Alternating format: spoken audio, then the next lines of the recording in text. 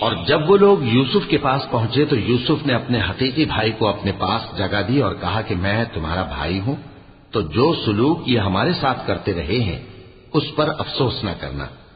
پھر جب ان کا اسباب تیار کر دیا تو اپنے بھائی کے تھیلے میں آپ خورا رکھ دیا۔ پھر جب وہ آبادی سے باہر نکل گئے تو ایک پکارنے والے نے آواز دی کہ قافلے والو، تم تو چور ہو۔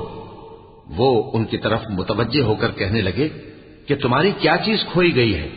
وہ بولے کہ بادشاہ کا کٹورا کھویا گیا ہے، اور جو شخص اس کو لے کے آئے اس کے لیے ایک بار شتر انعام، اور میں اس کا ضامن ہوں۔ وہ کہنے لگے کہ اللہ کی قسم، تم کو معلوم ہے کہ ہم اس ملک میں اس لیے نہیں آئے کہ خرابی کریں اور نہ ہم چوری کیا کرتے ہیں۔